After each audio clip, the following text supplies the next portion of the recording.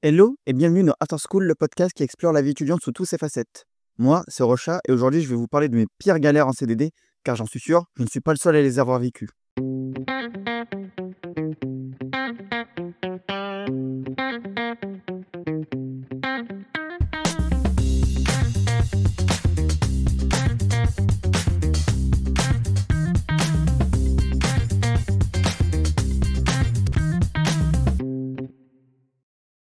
Bon, sur cet épisode, je vais un peu me livrer sur tous les problèmes, sur la situation critique que j'ai vécue depuis août 2024, où j'ai enchaîné les CDD, où j'ai tenté désespérément de rechercher un CDI à côté, et surtout la résilience qu'il faut développer pour pas se laisser sombrer. Et on va aussi un petit peu parler de confiance en soi, qui s'amenuise, qui se grignote avec le temps. Et vous allez voir que les épreuves vont nous forger et nous en apprendre beaucoup plus sur nous-mêmes.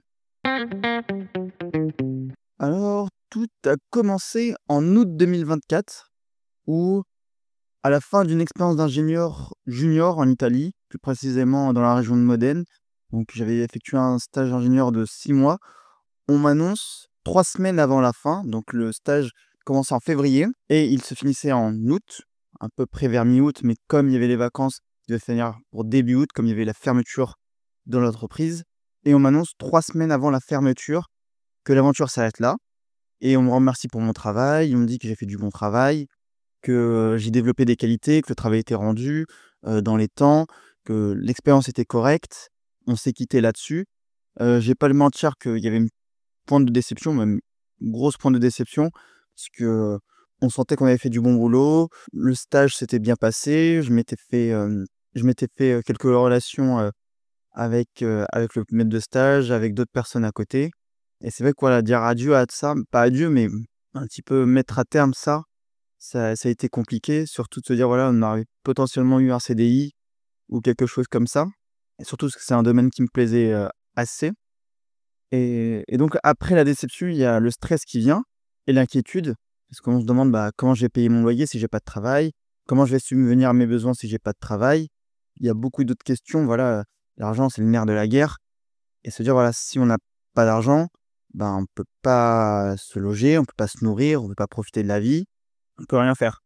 On va pas se mentir que voilà, 3 semaines avant, c'était plus que tendu de retrouver quelque chose derrière, surtout dans une région qu'on connaît pas, dans une région où on va pas se mentir, il y a de fortes discriminations. Ce que m'a confié, mon maître de stage, qui me disait voilà, que la première barrière dans certaines entreprises était le nom, prénom, avant même de regarder, les expériences. Donc il m'a dit que voilà, ça allait déjà être une tannée pour retrouver quelque chose derrière et surtout que voilà, 3 semaines pendant l'été où, les entreprises ferment, ça allait être quasiment impossible. Et donc par obligation, j'ai été forcé de retourner vivre chez mes parents à Nice, dans la ville dans laquelle j'ai grandi. Et c'était un petit peu un choc mental parce que j'avais quitté le domicile familial en 2019 pour aller à Centralion, je venais d'être diplômé en mars 2024 et donc il y a tout ça, cumulé, qui me fait un petit choc mental, me dire: «Bon, heu, étudiant, je pouvais, m'assumer tout seul et là, depuis que je suis diplômé, ou un peu après que je sois diplômé, il faut que je retourne chez mes parents, vivre pour retrouver quelque chose, un CDI, un CDD, essayer de subvenir à mes besoins parce que sinon c'était, impossible pour moi de vivre, clairement, je vivais dehors, hein, si j'étais pas revenu chez mes parents. Si vous me découvrez maintenant, j'ai fait prépa à Nice, donc au lycée Masséna. J'ai fait une école d'ingénieur et un double diplôme avec une université italienne et l'école centrale de Lyon, spécialisée en ingénierie automobile. C'est mon parcours. C'est, ma vie. Sur ce petit moment, je vais vous partager cette petite tranche de vie entre mars 2024 et actuellement, on est le 11 février 2025. Vous allez voir qu'il y a des infos croustillantes, des infos pleines d'espoir, des infos un peu tristes parce que voilà, on n'est pas forcément les seuls à vivre dans cette situation. On n'en parle pas forcément autour par honte, par tabou ou même par pudeur et je veux vraiment montrer qu'il y a cette facette qui est présente dans la vie active qu'on essaye de cacher et qui peut être important à partager parce que, il y a plein de non-dits sur cette situation-là, plein de stéréotypes, plein de clichés et c'est important d'en parler pour un petit peu, déconstruire les choses et en apprendre un peu plus. Bref. Alors moi, je pensais retrouver assez rapidement un emploi, je vais pas le mentir. On se dit voilà, j'ai 2 diplômes d'ingénieur dans la poche, je ressors, de stages et d'expériences dans des grosses entreprises, en automobile et aussi hors automobile. Je me dis: «Bon, ça va pas être non plus une insurmontable, ça va retrouver assez rapidement», même si l'été, on va dire entre septembre et août, donc pendant les vacances d'été, les RH, ils sont à Acapulco en train de se dorer la pilule tranquillement et on va se dire: «C'est pas facile pendant l'été», mais je me dis: «Bon, avec ça en poche, ça devrait le faire. Large, tranquille». C'est ce que vous pensez? Eh bah, moi je pense pas. Là, je suis pas allé la chercher, je suis pas allé la chercher du tout. Parce que, pour un petit peu rebondir sur mes pattes et un petit peu me faire des sous rapidement, bah, je cherche déjà des CDD. Comme je l'ai dit, les entreprises ferment, les recrutements sont un peu gelés. Il y a pas forcément possibilité de faire des entretiens, dans l'été. Donc je prends un CDD, en tout cas j'en cherche un. C'est déjà première étape, j'en cherche un, afin de pouvoir chercher un CDI en parallèle et voir, voilà, me faire un petit peu des sous, essayer, voilà, de travailler, pas rien faire de mes journées non plus. Ça me garde actif, ça m'évite de broyer du noir. On va en parler un peu plus tard, mais au niveau mental, c'est assez, rude de se dire: «J'ai pas réussi à obtenir de CDI, j'ai 2 diplômes d'ingénieur, personne veut m'embaucher, il y a que des CDD qui me veulent, mais c'est que pour des boulots, on va dire, entre guillemets, où je suis surqualifié». Ouais, le CDD, ça se passe, les recherches sont assez compliquées, on va pas se mentir, mais le principal, c'est que, voilà, je trouve un travail, que je me fasse un peu d'argent, que je vois du monde et que ça me garde actif et que ça me donne un petit peu espoir pour retrouver un CDI derrière. Bon, on a parlé CDD, alors on va parler un peu plus chiffres et statistiques. Qu'est-ce que serait un épisode d'After School sans les chiffres et les statistiques de Roro? Je vais vous le dire. Alors, quelques petites stats ici et là, à grignoter au vol. D'après la DARES, alors c'est quoi la DARES? C'est la Direction de l'animation, de la recherche, des études statistiques. Bref, c'est une direction de l'administration publique centrale française qui dépend du ministère du Travail directement. Donc c'est un organisme qui dépend du ministère du Travail et qui a réalisé une étude sur les CDD et les CDI, sur les contrats signés pendant l'année 2023. Donc j'ai retrouvé une étude, un bilan qui datait de 2023, qui nous dit que un peu plus de 5,2 millions de CDD ont été signés au quatrième trimestre 2023 et ça représente à peu près sur le quatrième trimestre près de 83%, 82,8% exactement des contrats de travail conclus sur cette période. 83, c'est énorme, c'est littéralement énorme. C'est plus de 8 contrats sur 10 qui ont été signés au quatrième trimestre, c'est-à-dire entre septembre et décembre, ont été des contrats en CDD. Et on va même plus loin que ça, sur l'année 2023, sur son ensemble, il y en a 21 millions, 21,1 millions qui ont été signés et ça représente toujours 83% du total des embauches. Alors moi, quand j'ai vu ça, ça m'a complètement, explosé l'esprit de me dire que 8 contrats sur 10 qui sont signés en France, en 2023, sont des contrats en CDD. Il n'y en a que moins de 2 contrats sur 10 sont des CDI. Alors je rappelle peut-être pour, les gens qui m'écoutent, au fond de la salle là, les derniers, CDD c'est pour contrat de travail à durée déterminée ou contrat à durée déterminée. CDI, contrat à durée indéterminée. Donc le CDI offre un peu plus de sécurité par rapport au CDD. On en parlera juste après. Mais, c'est vrai que 83%, c'est énorme. Ça veut dire que quand vous voyez des gens travailler, en tout cas ceux qui sont, embauchés en 2023, il y a de fortes chances qu'ils soient en CDD, qu'ils soient pas en CDI. Soit donc des expériences courtes, peut-être même des périodes d'essai en vue d'une embauche en CDI. C'est surtout des besoins courts et même deuxième statistique qui m'a fait un petit peu réaliser que la France, en tout cas en 2023, tenait sur les CDD. La durée moyenne des CDD, elle tend à diminuer. Par exemple, en 2017, un CDD durait en moyenne 46 jours. 46 jours, c'est la moyenne, avec le premier quartile, donc 25% des CDD qui duraient moins d'un jour. Donc on a un quart des CDD en 2016 qui duraient moins d'un jour. Donc les gens mettent très rapidement la période d'essai, alors ça peut être une raison X ou Y, leur travail ne le convient pas, ils ont trouvé un CDI à côté, ils peuvent pas, ils ont un problème personnel. Il y a mille et une raisons.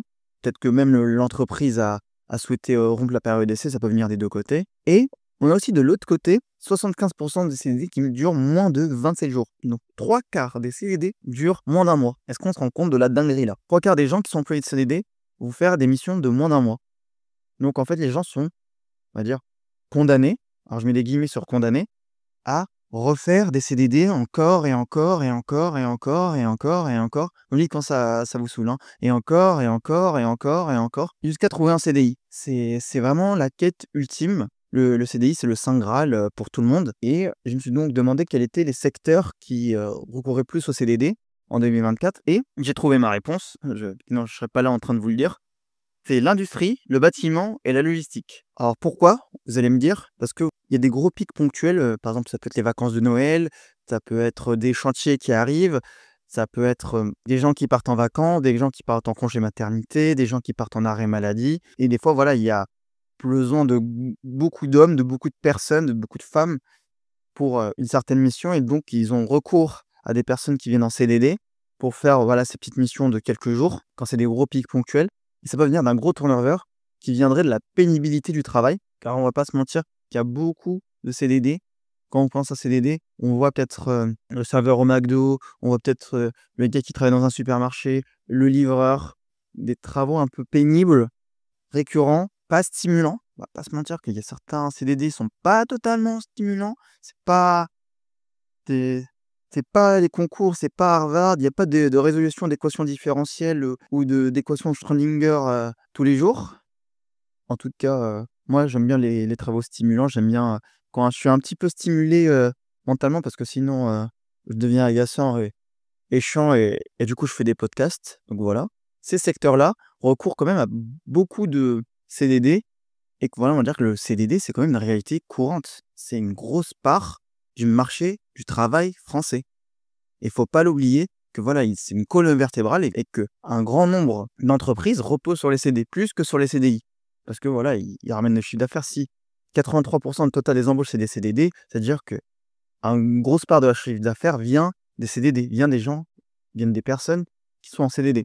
Et donc, je pense qu'on peut dire tous merci à ces gens qui sont en CDD, qui viennent nous aider, sans même qu'on le sache.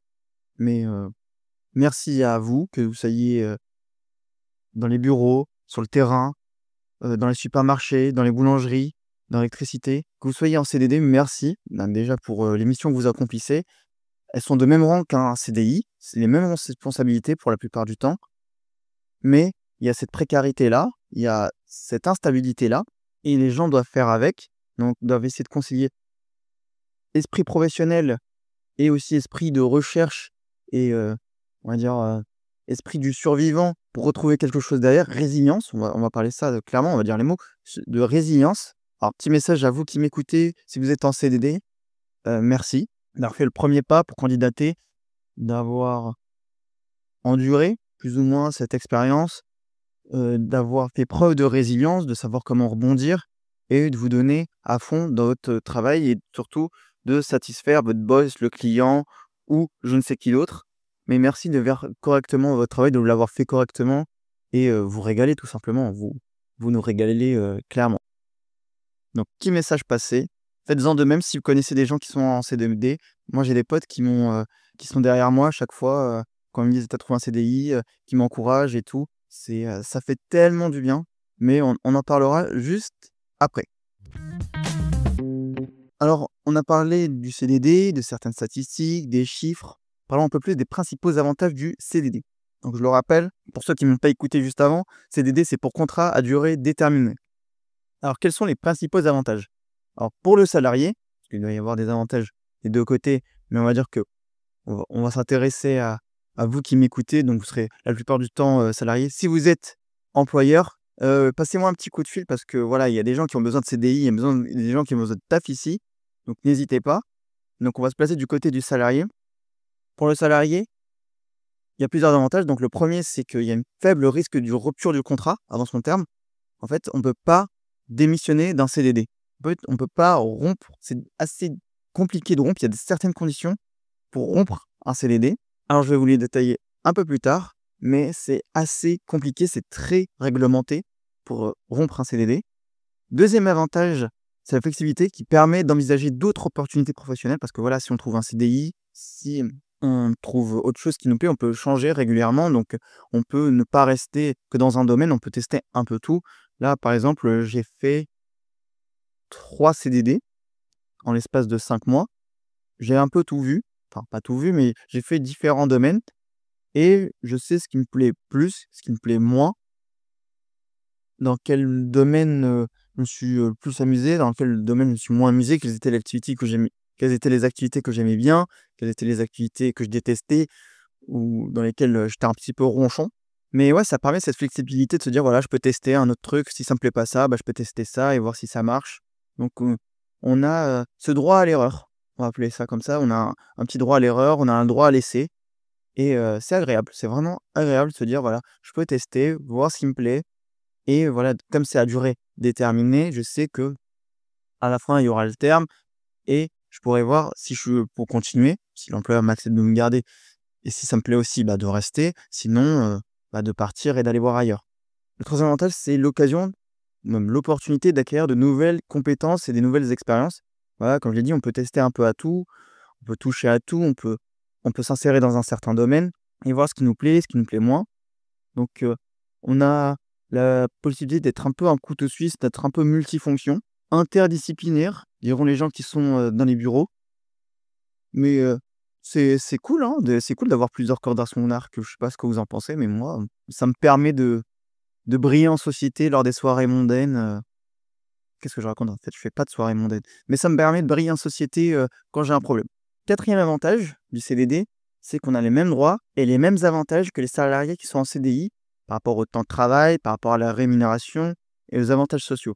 Donc si quelqu'un, est embauché en CDD, il a les mêmes droits aux yeux de la loi, les mêmes avantages aux yeux de la loi que par rapport à un CDI, par rapport à une personne qui est employée en CDI. Par exemple, si les gens en CDI ont le droit à 1 heure de pause, lui aussi a le droit à 1 heure de pause. Si les gens en CDI ont le droit à 2 jours de congés payés par mois travaillé, bah, c'est la même chose pour un CDD en temps plein. Donc, ça, aux yeux de la loi, c'est vraiment important de le garder en esprit. Après, voilà, je vous donnerai plein de petits tips, plein de conseils sur, voilà, comment mieux aborder ça. Et cinquième et dernier avantage, c'est le versement d'une prime de précarité à la fin du contrat. Qu'est-ce que c'est la prime de précarité et dans quel cas, on nous la verse? La prime de précarité, elle est versée si, à la fin de la mission, on ne donne pas un CDI ou en tout un CDI, correspondant au poste ou un équivalent du poste en CDI. Si on ne nous donne pas ça, l'entreprise, d'après la loi, doit nous remettre une prime de précarité. Ça correspond généralement à 10 de la rémunération brute totale. Je prends un exemple. On me dit que sur, 1 mois, vous avez, travaillé, au SMIC, 35 heures, donc vous devez gagner à peu près 1 400 €. À la fin de ce mois-là, si on ne renouvelle pas votre CDD, si on ne vous propose rien non plus, si on ne vous propose pas non plus de CDI, on doit vous remettre un virement qui correspond à cette prime de précarité et ils ont pas le choix. C'est pas comme dirait, Sylvain dans Philippe Requin, je vous conseille de regarder l'épisode, sur, Valeo. C'est pas un dessert, c'est pas au choix, c'est pas McDo, c'est 10 c'est les 10. Donc si vous voyez que vous les touchez pas, moi je vous conseille d'aller, toquer au bureau d'ARH. Bon, cassez pas une table parce que vous pourrez aller en prison, mais de bien montrer que voilà, vous y avez droit à cette prime de précarité. Ça peut être des montants conséquents, surtout si vous faites des CDD assez longs. Par exemple, 5, 6 mois, 7 mois, ça peut être vraiment des grosses sommes. Bah, la prime de précarité, on va pas se mentir que ça régale, hein. Ça régale bien. Donc pour en revenir un petit peu sur la prime de précarité, donc la prime de précarité ou ça aussi appelé l'indemnité de fin de contrat, c'est une sorte de compensation financière, donc qui verse aux salariés comme je l'ai dit et elle arrive à la fin du contrat sous certaines conditions. Je viens de vous le dire déjà, donc si on ne vous propose pas de CDI ou un équivalent du poste en CDI, mais certaines fois, elle s'applique pas. Elle s'applique pas dans certains cas. Pourquoi? Alors je vais vous le dire, parce que si l'employé refuse une proposition en CDI dans la même entreprise, il n'a pas le droit à cette prime de précarité. Si le contrat est rompu pour faute grave, force majeure ou l'initiative du salarié, c'est-à-dire il démissionne clairement, il va avoir le droit à la prime de précarité et donc en termes de pourcentage, comme je vous l'ai dit, ça représente à peu près 10 10 de la rémunération totale brute et là, j'insiste fortement sur le brut. C'est pas sur la nette. Par rapport à quelqu'un qui touche le SMIC, donc le SMIC est à environ de 1 800 € par mois pour un 35 heures. Si une personne fait 1 mois en 35 heures, devrait toucher, une prime de précarité de 180 €. En moyenne, c'est 10 ça dépend des fois, de la convention collective ou s'il y a un accord avec, l'entreprise et surtout s'il y a des avantages, donnés, par l'entreprise. Des fois, ça peut être moins, des fois, ça peut être un peu plus. Moi, je vous encourage à lire un petit peu la convention collective et à regarder, à quoi vous pouvez prétendre. C'est toujours important de savoir nos droits parce que, pas se mentir que les entreprises, elles vont pas nous les dire. Elles vont rarement dire, ça dépend des entreprises, mais rarement dire les droits des travailleurs, les droits des employés, des collaborateurs, pour reprendre le jargon de Patron Incognito. Mais ouais, c'est important de connaître vos droits pour mieux vous défendre s'il y a un abus et surtout de savoir reconnaître quand il y a des abus et donc ouais, cette indemnité donc qui vise essentiellement à compenser l'instabilité, cet aspect de précarité, hein, c'est vraiment comme ça qu'elle s'appelle, prime de précarité. Il y a quand même quelques exceptions, surtout pour les contrats saisonniers et les contrats étudiants ou même les contrats qui sont liés à des stages ou à une formation, bah, on n'a pas le droit à cette prime. Et ça, je trouve ça complètement dingue qu'à la fin d'un stage, on puisse pas, avoir une prime de précarité. Je crois on doit avoir un équivalent, ça a été dit dans l'épisode 5 par Gaël. Moi, je vous invite du coup à le réécouter. C'est, l'épisode qui porte sur la location et Gaël en parle. Donc, n'hésitez pas à aller le voir, vous m'en direz des nouvelles. Mais oui, c'est dommage qu'en contrat saisonnier ou en contrat étudiant, on n'ait pas le droit alors que c'est des contrats tout aussi précaires, parce qu'on n'est pas forcément sûr d'avoir un CDI la fin. Surtout les contrats saisonniers, c'est vraiment des contrats ultra ponctuels.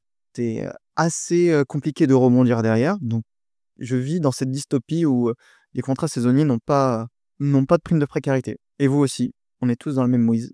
Mais donc oui, cette prime de précarité, elle a certaines conditions, elle est assez réglementée. Donc je vous invite vraiment, comme je l'ai dit, à vous reporter à votre convention collective, à demander autour de vous, aux autres employés, peut-être aux directeurs s'ils sont, assez transparents là-dessus. Et donc, on conclut là sur le point sur la prime de précarité qui est une des primes sur, laquelle on compte beaucoup quand on est en CDD et surtout qui met bien à la fin du stage parce qu'on se dit: «Voilà, on a quand même travaillé» et à la fin, si on n'a pas renouvelé en CDI, ben, on a au moins quelque chose pour subvenir à nos besoins primaires et c'est important d'y avoir pensé. Mais un peu dommage pour les étudiants et les contrats saisonniers parce que, ça me saoule, parce que ça me saoule. Alors, avant de commencer un CDD, je rappelle, il faut le rechercher. Il faut retrouver le CDD, donc il faut se remettre à rechercher autre chose après avoir déjà mis, quelques mois pour trouver un stage, trouver même d'autres stages, trouver, des emplois. Il faut se remettre à la recherche et ça, c'est vraiment éreintant. Mentalement, c'est usant, c'est énergivore de à chaque fois rechercher, postuler, se tenir au courant, regarder, entretien, postuler, rechercher, entretien, regarder. C'est usant. Mentalement, c'est usant, physiquement aussi et surtout, que la plupart du temps, on n'a pas toujours des réponses. C'est un passage obligatoire tout simplement pour, trouver un CDD donc je vais pas le mentir que quand j'étais en plus à l'étranger, donc je suis en Italie, je dois chercher en France. Donc déjà, premier red flag, c'est assez compliqué parce que, moi j'essaie de candidater en ligne, donc je candidate en juillet pour essayer de trouver, pour août. Je vais pas le mentir, c'est une tannée. C'est une tannée de candidater en ligne. C'est une fumisterie, c'est une singerie, une dinguerie sans nom. Je n'ai jamais vu ça de ma vie. Comment en France, on peut te dire de tout faire en ligne et les gens ne répondent pas? J'ai eu très rarement des réponses et à chaque fois que j'essaye d'appeler les entreprises, de leur dire: «Est-ce que le CDD est toujours, viable? Est-ce que la place est toujours vacante? Si oui, à quelle date?» La personne me répond qu'elle ne sait pas, qu'il faut venir sur place, venir poser un CV, en parler directement avec la personne et moi je leur dis: «Mais moi je suis à l'étranger, je suis en Italie, je ne peux pas me déplacer sur place. Vous avez sûrement, un portail en ligne?» Effectivement, oui, la plupart du temps, il y a des portails en ligne, il y a des plateformes en ligne, je vais sur internet, je postule et quand je leur dis: «Bah, j'ai postulé en ligne», ils disent: «Ah mais nous on recrute pas en ligne». Eh bah, pourquoi vous avez des portails? Pourquoi vous vous cassez la tête à mettre des annonces sur internet si vous répondez pas en ligne? Je ne comprends pas comment en 2024 et maintenant en 2025, des entreprises postent des annonces en ligne et nous disent de venir sur place pour poser un CV. Je dis: «Mais je l'envoie directement». Normalement, je ne fais pas cet effort en plus, déjà, d'aller jusque chez toi pour poser le CV, surtout si tu vas le lire dans 3 jours, dans 15 jours et surtout pour me prendre un nom. Je préfère me prendre un nom à distance que taper des kilomètres et pour qu'on me dise: «Ah mais on cherche personne, il faut venir voir sur place le manager». Mais passez-moi le manager, envoyez-moi un mail. On n'est plus à l'époque médiévale, on n'a plus des pigeons voyageurs, on n'a plus des messagers où on les envoie à travers la cambrousse pour qu'ils délivrent nos messages. Mais on est où là? C'est quoi là? C'est quoi? Je comprends pas qu'est-ce que c'est que cette société, ces sociétés, ces compagnies, ces entreprises qui disent: «Bah, en ligne, c'est pas trop pour nous». Désolé mais vous êtes, outdated, vous êtes old fashioned selon moi. C'est assez compliqué même sur les portails qui sont dédiés pour les CDD, mais je crois que j'ai eu, sur, je sais pas combien de candidatures, peut-être 1 à 2 réponses et je vais en faire une trentaine, une quarantaine facile et c'est abusé comme quoi les entreprises ne répondent pas. Ils te disent de venir sur place, de les appeler, de leur mettre des SMS.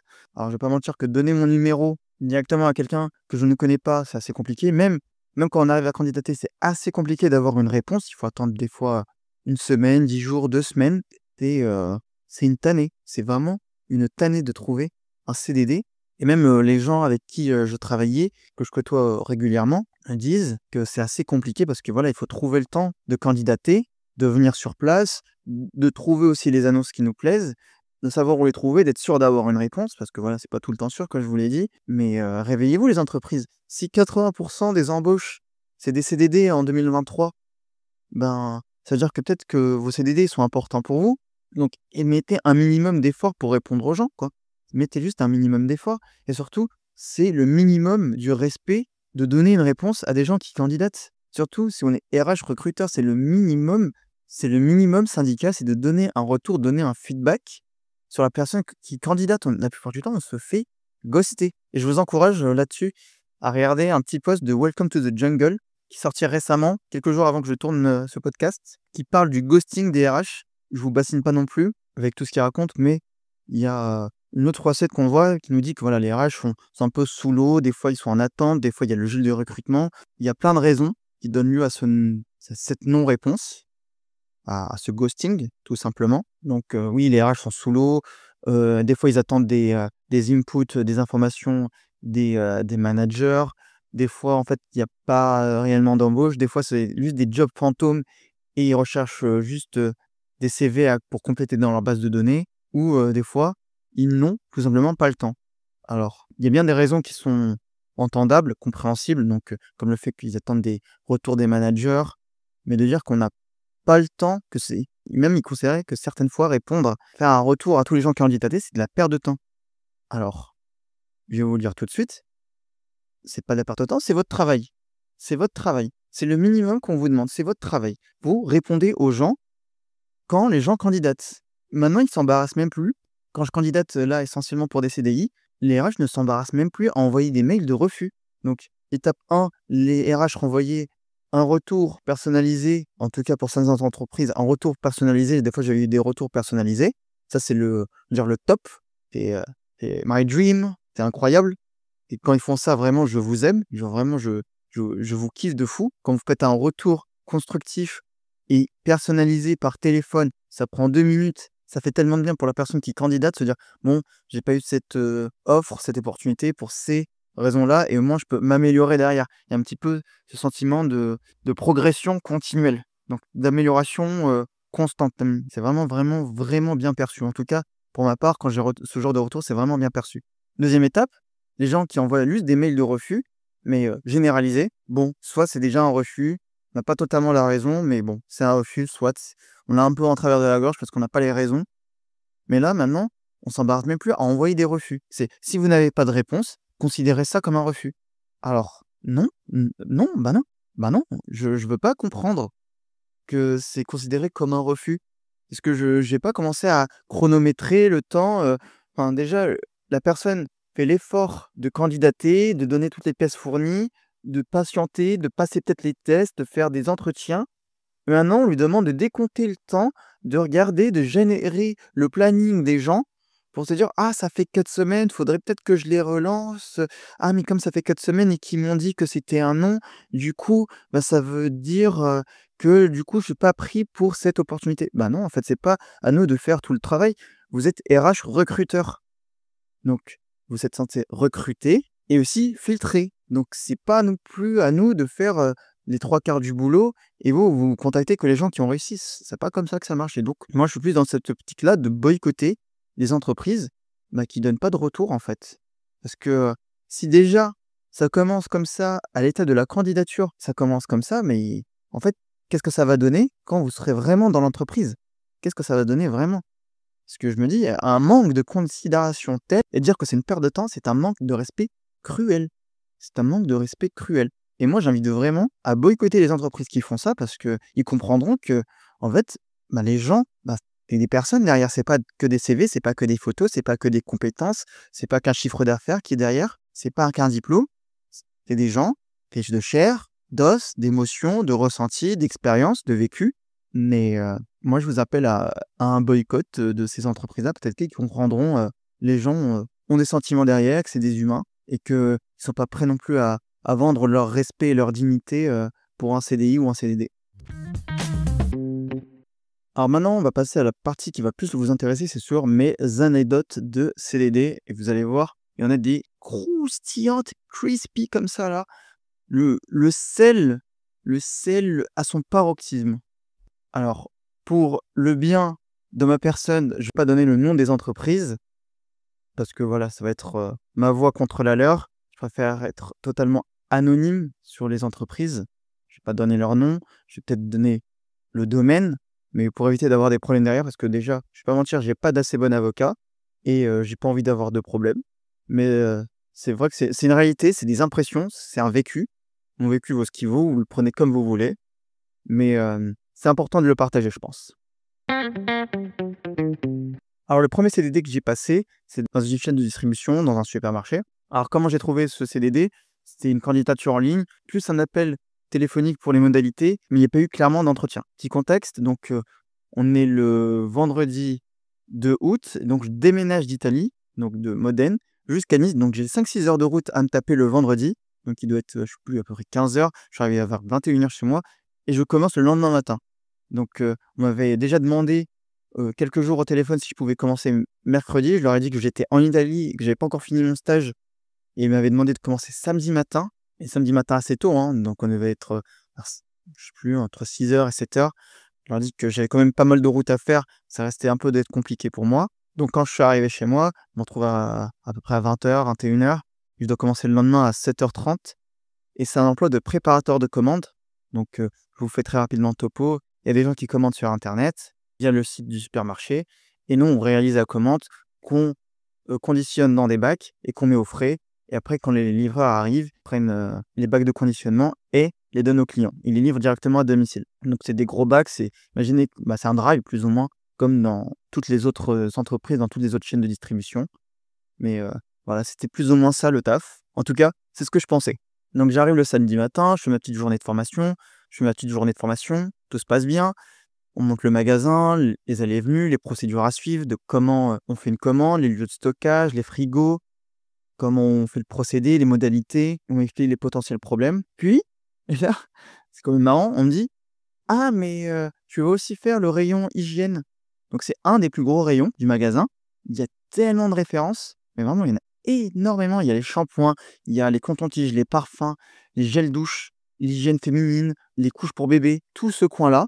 Le maquillage aussi ou les crèmes de jour, les crèmes de nuit, tout ce qui est, voilà, soin de la peau, soin des cheveux aussi, c'est énorme, il est énorme. Et là, déjà, je commence déjà un peu à stresser, parce que déjà c'est quand même un gros rayon et on me dit en plus que les palettes, elles sont giga grosses, elles sont balèzes, elles doivent dépasser ma taille. Alors je fais 1,72 m, ouais, je suis dans la moyenne, dites pas que je suis petit, SVP, mais ouais, elles font ouais, elles doivent faire un bon 1,80 m, même ouais, un bon 1,85 m. Elles sont grosses et le pire, c'est qu'en fait, dans les palettes, c'est des petits paquets, c'est des tout petits paquets où il y a à chaque fois très peu de produits dedans. Donc il faut imaginer sur une grosse palette, mais en fait, on a tout plein de petits paquets qu'il faut tous ouvrir. Vous allez dire: «Oui, c'est facile». En fait, non, le plus simple, c'est quand on a une grosse palette d'avoir des gros paquets parce qu'on ouvre, on a tous les produits dedans, on passe pas notre temps à ouvrir et avoir des cartons, dans les pattes. Alors que là, sur des tout petits paquets pour avoir, même pas une dizaine de produits, c'est un enfer, c'est un carnage. Vraiment, je veux me défenestrer quand je vois cette palette-là et surtout, c'est énormément de manutention. Vraiment, on s'en rend pas compte, mais au niveau du dos, des mains et surtout de la charge mentale, c'est énorme. C'est-à-dire, bah, il y a les clients, faut pas gêner parce que des fois, on travaille avec les clients au milieu. Il y a une palette, faut que je peux pas prendre tous les cartons, donc il faut que je segmente la palette. Je peux pas mettre les cartons par terre au niveau des rayons, parce que je voulais gagner du temps, je voulais gagner un peu de temps là-dessus, c'est pas possible et la grosse vanne, vraiment l'immense vanne qu'on me dit, c'est que la dame qui tenait le rayon, elle s'en va en vacances à la fin de la journée. Là, au moment, c'était son dernier jour et elle ne faisait que ce rayon et donc moi, je me retrouve à faire les commandes et ce rayon-là. Je me dis: «Bon, c'est pas grave, tranquille, j'ai au moins le dimanche pour me reposer, pour un petit peu digérer ça», donc je me repose dimanche, je suis tranquille, je profite avec ma famille.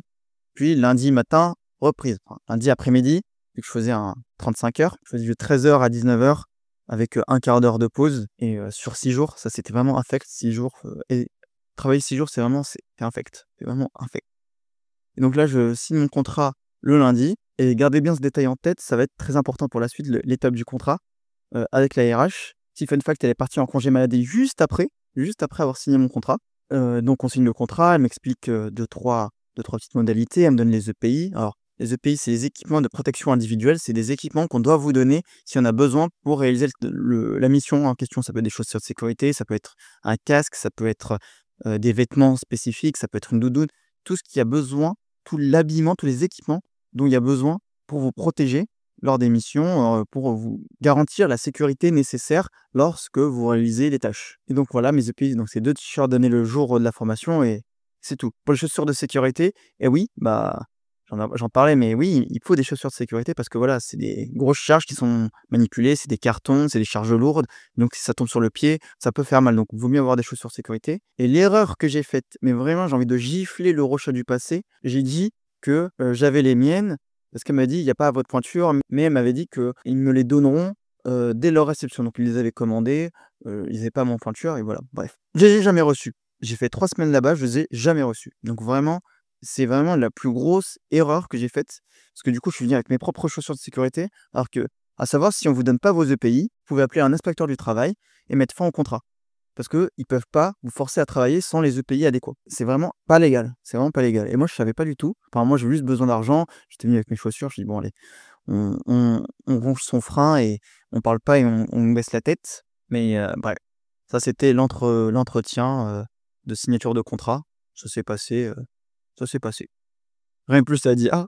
Mais par contre, le vrai avantage de ce travail, c'était, l'autonomie. J'avais vraiment, un petit peu cette liberté de faire un peu ce que je voulais. Je pouvais gérer mon temps parce que j'avais toutes les commandes qui étaient minutées.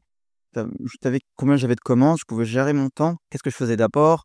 Qu'est-ce que je faisais après? Et comme les commandes, elles sont minutées, bah, ça m'oblige un petit peu à faire le magasin dans tous les sens, mais c'est un peu, comme un jeu, c'est un peu comme un quel game, on va pas se mentir, c'est un peu gamifié, mais ça m'a plu en tout cas d'être un petit peu tranquille. J'étais solo à faire ma commande.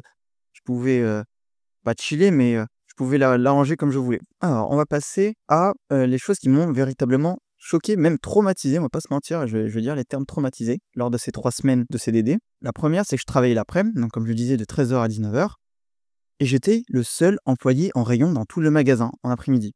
J'étais le seul. Tous les autres employés finissaient au plus tard à 14h30-15h et moi je faisais un 13h-19h des familles tranquille avec 15 minutes de pause. Par conséquent, bah, tous les clients qui arrivaient et comme on est à Nice, on va pas se mentir, sur la Côte d'Azur, la plupart du temps, c'est des touristes. Il y a beaucoup de touristes en été, énormément et quand on n'est pas de la région, qu'on parle peu, voire pas du tout le français et qu'on cherche quelque chose, bah, on va voir l'employé de rayon, on lui demande directement, de l'aide. Bah, comme j'étais le seul, bah, tout le monde venait me voir. Alors c'est normal, hein, je dis pas que c'est pas bien de faire ça, mais c'est vrai qu'une fois, 2 fois, 3 fois, c'est énorme de me dire: «Mais pourquoi ils m'ont mis tout seul?» Et moi je pensais que c'était qu'une impression, mais on m'a confirmé que c'était bien le cas. J'étais le seul de l'après-midi et c'était nul, c'est vraiment nul de se dire: «Bah, voilà, en fait, ils comptent que sur moi» et même, voilà, quand il y avait des réunions à faire, c'était que moi. C'était, c'était vraiment nul d'avoir fait ça. Je comprends pas pourquoi ils m'ont mis, tout seul l'après-midi par une 2e personne. C'est incompréhensible, je sais pas. Ça, c'est un premier truc qui m'avait choqué, mis à part aussi les clients, des fois, quand ils te demandent de l'aide. Certains, ils pensent vraiment que tu es plus ou moins leur personal shopper, donc ils viennent, il faut que tu les accompagnes avec leur caddie, que tu leur prennes les bons produits, mais ça se gère. Alors parlons un peu aussi maintenant de la pause. Deuxième anecdote, c'est sur la pause. Je la prenais à la fin, en fait, car personne ne me disait quand est-ce que je pouvais la prendre. Elle était pas écrite sur mon contrat. Pour tous les autres, c'était écrit plus ou moins sur leur contrat. J'avais 15 minutes et je la prenais quand je voulais. Je la prenais essentiellement à la fin parce que voilà, j'enchaînais toutes les commandes et je prenais mes 15 dernières minutes en pause. Et ça, au moins, voilà, ça me permettait de gérer mon temps. Mais c'est vrai que tout le monde avait sa pause et moi, quand on me demandait, bah, à quelle heure j'avais mes pauses, je leur dis: «Bah, je sais pas, moi, je la prends à la fin» et ils disaient: «Oui, mais» je dis: «Bah, pas écrit, tout ce qui n'est pas écrit dans le contrat, est plus ou moins autorisé, quoi. Donc je peux au moins prendre mes 15 minutes de pause à la fin, quand même j'ai fait mon travail». Troisième anecdote, elle concerne l'adjointe du supermarché. Elle est un peu, difficile à raconter, mais elle est marrante, dans le sens où, en gros, pour les commandes, on devait stocker les bacs, dans des frigos, dans des gros frigos, dans des on va dire des gros caissons petite pièce réfrigérée, voilà. Et j'étais tombé malade parce que voilà, j'étais, en t-shirt, je suais énormément. Même il y avait la clim dans le magasin, mais comme on sue, énormément, ça c j'étais tombé malade et même les allers et retours dans le frigo, il devait faire quoi? Entre 4 et 6 degrés. C'était vraiment dur. Donc aller retour, plus la clim dans le magasin et en plus quand on sortait dehors, il y avait, la canicule. Ça m'a abattu, direct et donc bah, je décide de prendre une veste. Je viens quand même au travail. Je fais pas d'arrêt, maladie. Je viens quand même au travail pour me dire: «Bon, bah, je suis tout seul l'après-midi, mais je le fais quand même» et je prends une veste pour éviter, voilà, ce petit, choc thermique et et l'adjointe du magasin arrive, me voit dans le local, réfrigéré avec la veste et je mettais la capuche au-dessus de ma tête pour vraiment éviter, tout, tout ce contact avec le froid, ce contact direct et elle me voit, elle me dit, heu, je cite: «C'est moi ou je rêve, tu avais la capuche dans le local réfrigéré?» Alors moi un peu, éberlué, bah, je réponds pas, je me dis: «Bah, c'est ce qu'elle a vu, je vais pas la contredire. Elle a vu ce qu'elle a vu». Et un employé, qui s'occupait de la livraison vient et me défend, il lui dit: «Ben, il est malade, il porte une veste pour pas avoir le choc thermique, voilà» et elle se paie ma face, mais elle se paie ma face, mais devant moi. Mais genre vraiment j'étais outré. Elle se paie ma face en me disant: «Oh le pauvre, il est malade, oh là là, oh pauvre chou». Mais je la regarde, je lui dis: «Mais je suis vraiment malade, je lui dis: «Je suis obligé de me droguer au Doliprane et au paracétamol pour pas ressentir la douleur sur mes épaules, le mal de tête et je suis obligé de me moucher toutes les 10 minutes». Je dis: «Qu'est-ce qu'il faut de plus?» Je lui dis que voilà, même le soir, on me passait de la crème sur le dos pour éviter les courbatures, pour éviter les inflammations et vraiment j'en dormais pas jusqu'à au moins 3 heures du matin et je lui disais, bah, que j'avais du mal à dormir, que vraiment ça me faisait crier les douleurs, aux épaules avec cette maladie-là. Elle me dit: «Oh mais il fallait alors appeler la police, tu criais». Je dis: «Mais elle se paie ma face». Donc j'ai complètement, skippé. J'ai skippé, ce qu'elle m'a dit, j'ai sauté, je lui ai dit: «Bon, bah, allez, je ferai pas attention, ça ça va se passer, je vais continuer mon travail, je vais l'ignorer». Mais c'est vrai que ça m'a vraiment énormément choqué. Alors, autre anecdote, plusieurs autres points, je vais être très rapide sur cela. On me dit ensuite pendant le CDD que je vais devoir m'occuper du réassort, donc en plus du rayon hygiène, mais ça s'était vite arrêté parce que voilà, ils avaient vu que je pouvais pas non plus tout faire.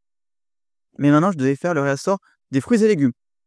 Donc, à chaque fois qu'il manquait des fruits et légumes, bah, je devais les remettre encore dans des plus gros frigos. C'était encore plus froid, c'était horrible.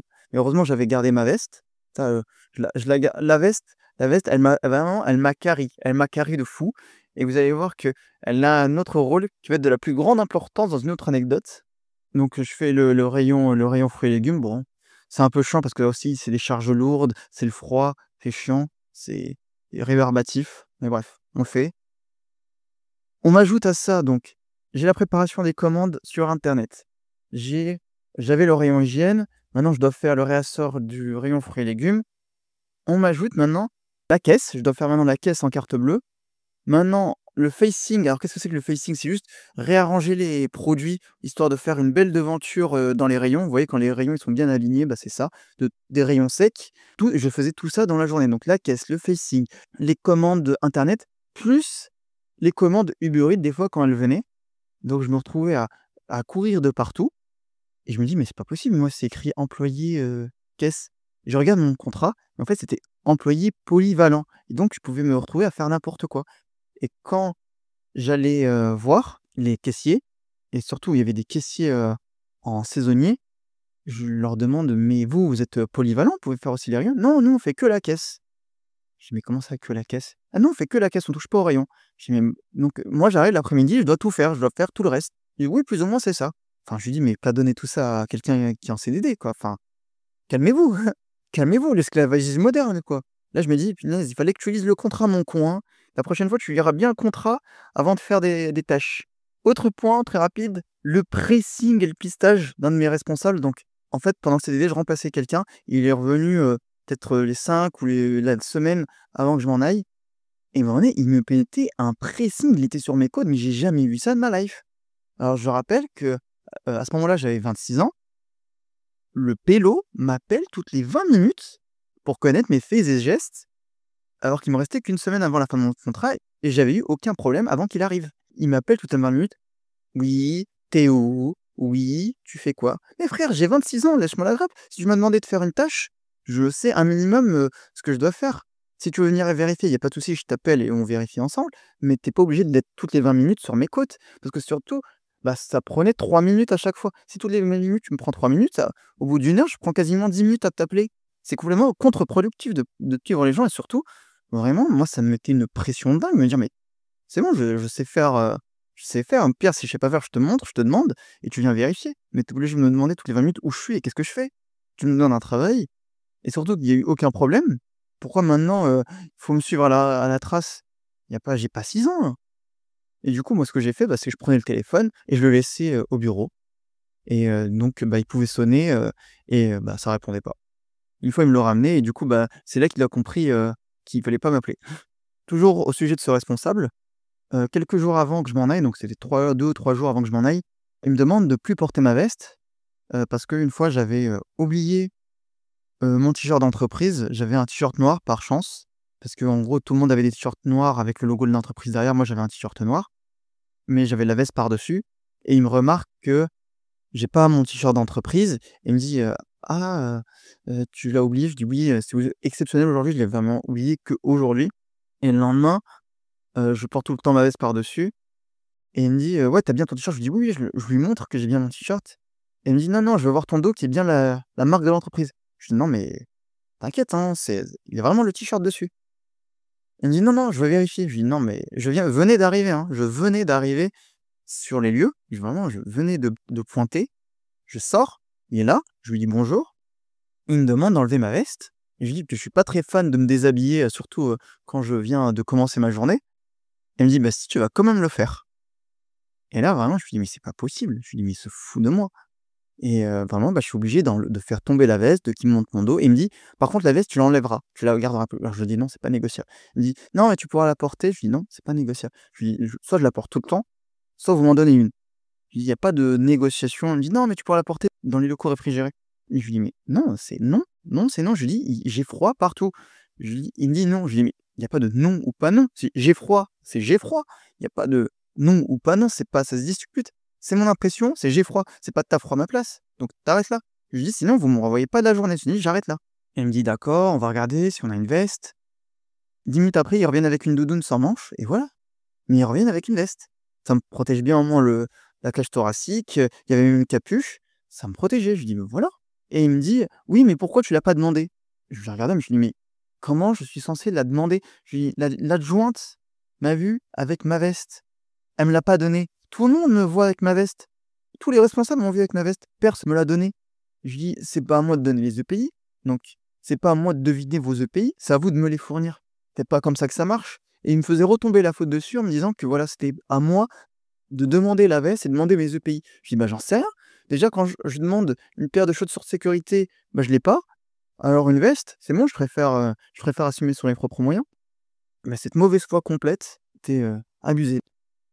La seule remarque gentille que j'ai eue de sa part, c'était sur ma rapidité d'exécution pour les commandes, parce que je les faisais plus ou moins vite et bien. Et c'était, j'arrivais à vraiment les boucler vite, parce que maintenant j'arrivais bien à me repérer et à un petit peu à trouver des chemins, des raccourcis pour effectuer plus vite les commandes. Mais c'était le seul truc positif qu'il a retrouvé à dire. Mais vraiment, j'ai trouvé ça honteux. Autre anecdote, toujours, sur le supermarché. Je sais que c'est long, mais vous allez voir, c'est trop cool. Je parle avec une étudiante qui est en contrat, d'été et elle me dit, «Oui, je suis caissière». Je lui dis: «Ah, comment t'as trouvé? Tu postulé en ligne?» «Non, non, ma mère connaît les gens et c'est marché au piston». Et là, vraiment, j'ai réalisé qu'en fait, les gens pouvaient avoir des postes au piston. On pouvait devenir caissier au piston. Et là, vraiment, ça m'a explosé l'esprit. Et je me dis: «Mais quoi? On vit vraiment dans une France où même pour avoir un CDD, il faut du piston?» Je dis: «Mais c'est pas réel, c'est une paralysie du sommeil là, ce que je vis, c'est pas possible». Et si, et si, elle avait eu son contrat au piston via sa mère et ça, en vrai, cool pour elle, mais je me dis que ça fonctionne comme ça. Mais en fait, c'est tellement désavantageux pour les gens qui ont pas de piston, les gens qui commencent avec rien dans la vie, ce qu'on appelle le capital social. J'espère un jour pouvoir en faire un épisode sur le capital social parce que vous allez voir que vraiment ça a toute son importance pour les études, pour la recherche d'emploi, même dans le monde du travail. C'est un avantage, pas considéré, mais surtout inconsidérable et c'est vraiment, intéressant comme sujet. Mais oui, le fait est là, elle a eu ce job parce que sa mère connaissait les gens Et je me dis: «Waouh». Alors que moi, j'ai dû appeler, postuler en ligne, reappeler, faire les démarches, tel vert. Je dis: «Vraiment, on n'a pas les mêmes, pas la même life, hein, cousine, hein. On n'a pas la même life, ma sœur, hein». Et surtout qu'elle, elle était là pendant un mois, pour un mois ou 2 mois, je sais plus exactement, mais pour toute la durée de l'été, donc ça, c'était cool. Mais elle avait pu obtenir ça, alors que c'est pas tout le monde qui obtient ça. Autre effet qui se coule, une fois, j'avais fait une heure supplémentaire qui m'a jamais été payée. J'arrive, à la fin de ma journée et je vois que en fait, sur l'ordinateur des commandes, il y avait une commande qui est restée et j'avais dit au gars qui s'occupe des livraisons, qui est aussi là au bureau, je lui dis: «S'il y a une commande, tu m'appelles». Il me dit: «Oui, oui». Et en fait, en revenant de la fin de ma journée, je regarde sur l'ordinateur, je vois qu'il y a une commande pour aujourd'hui, pour le jour même, à 20h, il devait être 19h et je suis obligé de l'effectuer en trombe. Je dis: «Je vais pas j'ai personne va la faire quoi sinon». Je vais voir la caissière, je lui dis: «Bah, je rajoute 1 heure, et voilà».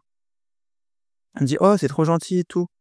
Et le lendemain, j'arrive et en fait, je me suis rendu compte qu'elle m'a jamais été payée cette heure, supplémentaire. Et là, je trouve ça honteux parce que, bon, une fois de temps en temps, un coup de main, 5-10 minutes, peut-être, ça prend une demi heure, ça peut être sympa. Mais donner 1 heure de son temps, c'est important, quoi. C'est je sais pas, ils auraient pu me faire finir 1 heure plus tôt, ou, me donner un truc en compensation parce qu'il y a certains, voilà, quand c'est l'heure, c'est l'heure. Tu t'en vas, tu as plus d'obligation de rester, tu t'en vas, c'est écrit sur ton contrat, tu es pas obligé de rester. Mais là, je me dis: «Bon, même pas l'avoir payé, ça m'aurait fait 10 balles en plus». Ou même, si elle était majorée, un peu plus parce que c'est 9 € fois, 1,25 vu que c'est majoré à 25. Mais ouais, c'est important. C'est important de rémunérer quand les gens travaillent. Je sais pas, pour moi, c'est une règle de base, mais bon, pas pour tous. Et même une fois, on me faisait travailler alors que j'avais même pas encore badgé. J'avais même pas encore badgé, je venais d'arriver, on me dit: «Ouais, fais cette commande». Je dis: «Mais j'ai pas encore badgé». «Non, mais tu fais cette commande et tu badgeras plus tard». Je fais: «Mais là, ça fait encore une demi heure ou 3/4 d'heure gratter en plus, gratos sur mon dos là». Mais c'est trop bon, trop con quoi, vraiment, apprenez à dire non. Ça, c'est vraiment le meilleur truc que je peux vous apprendre, c'est essayer d'apprendre à dire non et poser vos limites. Et dernière anecdote, avant de que je conclue sur les leçons que j'ai pu tirer de tout ça, parce que oui, il y a des leçons à tirer là-dedans. C'est, quand j'ai demandé de rallonger mon contrat d'une semaine, parce que j'avais fait, voilà, 19 jours de travail, j'avais 3 semaines du 2 août au 24 août inclus. Et j'avais demandé de rallonger d'une semaine, histoire de vraiment de toucher un SMIC complet, d'avoir vraiment un mois complet de SMIC. Ça me faisait vraiment, du bien, au moral et surtout, du bien au portefeuille. Et j'avais demandé ça à l'adjointe, elle me dit: «Bah non».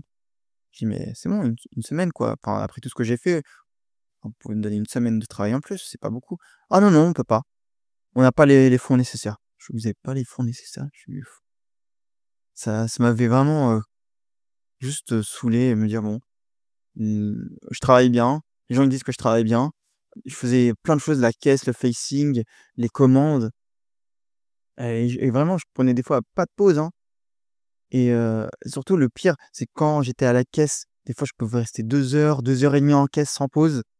Il faut surtout être sociable, c'est l'énergie sociale, c'est la batterie sociale qui se vide et même la batterie, on va dire interne qui se vide. Parce qu'il faut être gentil. Quand c'est des touristes, bah, je fais l'effort de parler dans une autre langue parce que, bah, ils parlent pas tous bien français, donc je switch en anglais, en espagnol, en italien ou même en arabe quand c'est nécessaire. Mais voilà, c'est l'accueil client et me dire, voilà, je fais ça plus, le facing plus ça, me pas rajouter une semaine. Vraiment, je dis vraiment: «Vous avez juste besoin d'un esclave pour 3 semaines», c'était ça. Et ça m'avait énervé, mais de fou. Et donc voilà, c'était la fin de mon contrat, mais vraiment, j'étais vraiment dégoûté et surtout, ils avaient mis un temps fou avant de me donner ma fiche de paye, je l'avais pas reçue. J'étais venu carrément encore venu sur place pour retirer ma fiche de paye, parce qu'ils me l'avaient vraiment pas envoyée et même, la RH, elle était encore en arrêt maladie. Je «Mais c'est pas possible, il y a pas un moyen d'avoir sa fiche de paye ici?» Et c'est à ce moment-là que je me suis dit: «Mais plus jamais je retravaillerai, ni pour un supermarché, enfin, à condition que ce soit que un poste précis, une fonction précise, en tout cas pour ce supermarché-là, plus jamais». Et surtout que j'ai eu d'autres échos de la part d'autres personnes que c'était infaisable et inviable là-bas, quand on faisait ce type de job, en tout cas quand on faisait les rayons ou les commandes. Et même, les gens me disaient que j'avais du courage de faire ça parce que vraiment, plein de gens se tiraient et en avaient marre. Mais donc oui, les leçons que j'en ai tirées, il faut bien lire son contrat, parce que c'est important les enfants, bien lire son contrat, savoir toutes les clauses, et les discuter. Deuxième chose, pour bien faire son travail, il faut se porter bien parce que voilà, les gens qui disent: «Le travail, c'est la santé», spoiler alert, c'est faux, c'est faux. Là, les gens là, vous leur mettez une bonne claque dans la tête. Non, pas de violence, pas de violence. Mais vous vous les contrez verbalement, vous leur dites: «Bah non, c'est faux». Enfin, en tout cas, moi j'ai jamais vu des gens du bâtiment, qui avaient mal au dos et après ils vont retravailler 3 semaines, ils pètent la forme et ils vont faire les JO. Après je sais pas, hein, mais oui, pour bien faire son travail, il faut se porter bien, physiquement et mentalement. Donc si vous vous sentez pas bien, avertissez directement, votre employeur et vous avez le droit à des avantages sociaux, hein, c'est pour ça qu'on cotise, hein. Et troisième leçon, faut bien poser, ses limites, qu'elles soient claires, définies. Quand c'est non, c'est non. Et vous avez toujours, possibilité de faire votre droit de retrait et surtout, quand il y a un truc qui vous plaît pas, allez le dire. Allez le dire parce que si ça vous plaît pas et vous continuez de le faire, ça va vous ronger, vous travaillez et un jour vous allez exploser si vous dites rien. Donc en parler et poser ses limites, c'est le meilleur moyen pour se sentir mieux et pour, on va dire, définir une meilleure relation avec ses employeurs pour qu'ils vous connaissent mieux et savoir, sur quel poste, ils peuvent vous placer. Bref, c'était mon expérience dans un supermarché. On va passer à la deuxième expérience, au deuxième CDD. Alors, le deuxième CDD, ça s'est passé dans un magasin de décoration, donc je citerai toujours pas le nom. Comment ça s'est passé pour la candidature?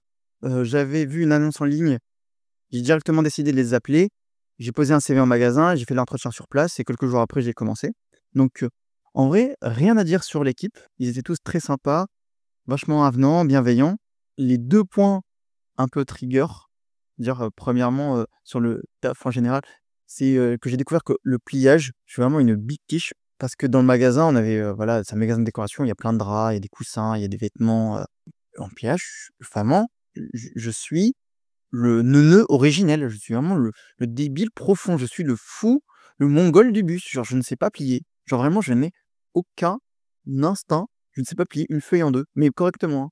Et deuxième truc qui était un peu marrant, c'était, des fois les demandes des clients qui étaient un peu étranges, dans le magasin parce que voilà, dans le magasin de décoration, on a toujours affaire à un certain type de clientèle qui cherche des trucs précis, mais des fois des trucs un peu étranges. Une fois, on m'a demandé: «Oui, est-ce que vous avez des chandeliers qui font chic?» Je lui montre 120 chandeliers. Il me dit: «Non, mais vous voyez quelque chose qui fait chic?» «J'en sais rien moi, je sais pas, laisse-moi tranquille. Je t'en montre déjà 120. Ça va aller, oui, non, c'est bon?» Mais non, c'est marrant. Sinon, ça s'est vraiment ultra bien passé parce que j'ai sympathisé un peu avec tout le monde. Alors que le CDD précédent, donc dans le supermarché, j'ai quasiment sympathisé avec personne parce que je voyais personne.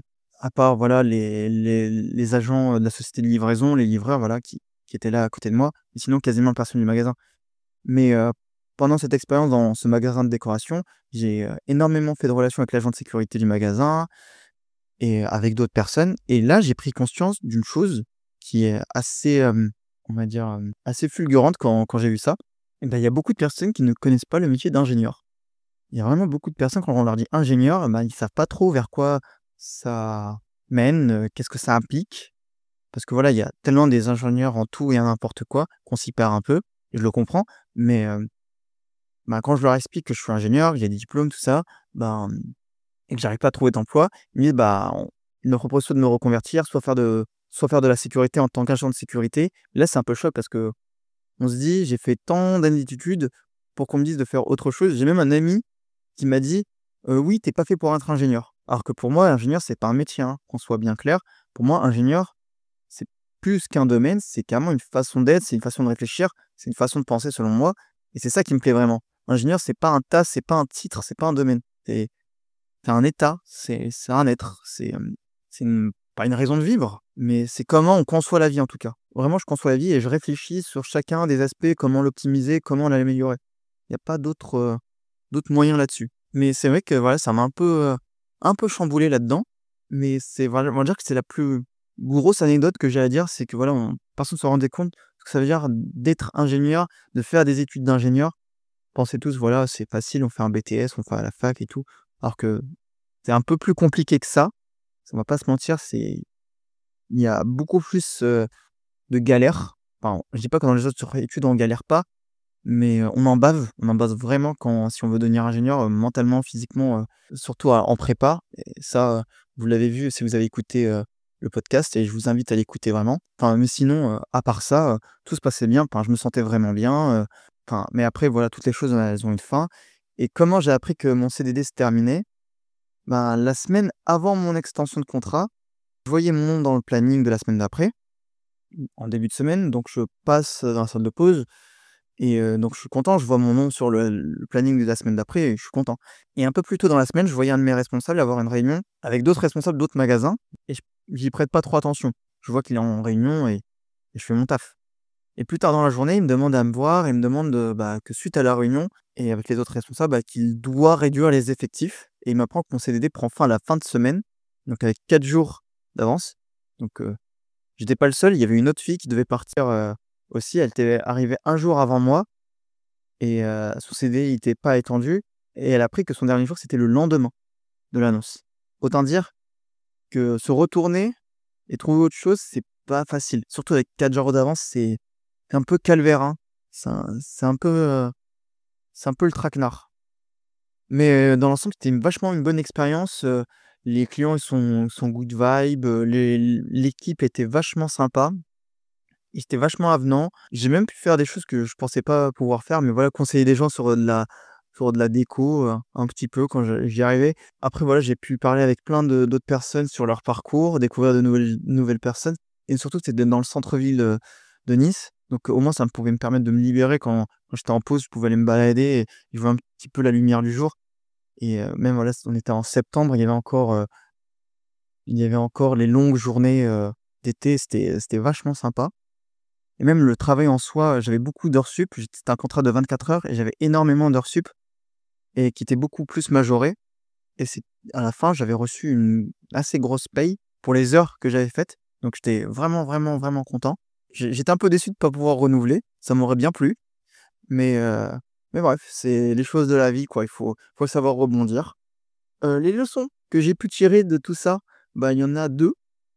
La première, c'est il faut pas se laisser démonter par l'incompréhension des gens sur notre métier, sur des domaines parce que, voilà, les gens ne connaissent pas tout et c'est toujours, un plaisir de leur expliquer et qu'ils nous fassent un retour dessus. On peut pas toujours être 100 d'accord avec les gens, mais quand les gens ne connaissent pas, pas parce qu'ils ne veulent pas connaître ou qu'ils l'ont su et qu'ils l'ont oublié, mais juste par méconnaissance totale, bah, c'est toujours bien de leur expliquer les choses, mais voilà, il faut pas se laisser démonter par les gens qui sont pas sachants. C'est important. Et la deuxième leçon, c'est que j'ai un sens de l'esthétique plus que douteux, plus que fébrile. Il est quasiment inexistant. Moi, vraiment, l'esthétique, c'est un truc que je ne comprends pas mentalement. Mais un jour, ça saurait venir. J'ai plus un esprit fonctionnel. Si la chose fonctionne et que c'est moche, c'est bon, ça fonctionne. Pour moi, ça fonctionne. Si ça fait sa fonction principale, ok, hassoul, il n'y a pas de souci. Si ça fait pas sa fonction, là, je commence à vriller. Mais si ça fait pas sa fonction, mais que c'est beau, ah ben là, c'est à jeter. Là, là, c'est juste l'objet là, il vit pour les caméras, il vit pour la fame. Non, non, moi je suis plus un esprit fonctionnel qu'esthétique, mais ça se développe petit à petit, l'oiseau fait son nid, mais un jour, j'espère pouvoir comprendre l'art parce que ne venez jamais avec, moi dans un musée parce que, c'est marrant. Moi, à chaque fois, je transforme ça en one man show. Chaque fois, je me fous de la gueule de toutes les photos, de toutes les œuvres que je vois et à chaque fois, on trouve le moyen de rigoler là-dessus parce que vraiment l'art, c'est un truc que je ne comprends pas. Tous les arts en général, un peu le cinéma parce qu'il y a des images et tout ce qui est des images, je comprends, mais là où il y a pas trop d'images, même la peinture, pas tellement, la sculpture non plus, mais tant qu'il y a de l'image, un peu de son, ça va. Mais tout le reste, c'est en dehors de ma petite caboche, mais un jour, ça ne saurait tarder. Si vous voulez m'apprendre, n'hésitez pas, hein. Si vous voulez m'emmener au musée, vous me conseillez des musées, je serais ravi d'en faire et de comprendre, un jour. Mais bref, c'était tout sur la deuxième expérience en CDD. On va passer à la troisième et dernière expérience. Et le troisième CDD, il s'est passé dans une salle d'arcade qui était dans le même centre commercial que le supermarché dans lequel j'avais travaillé au tout début du podcast.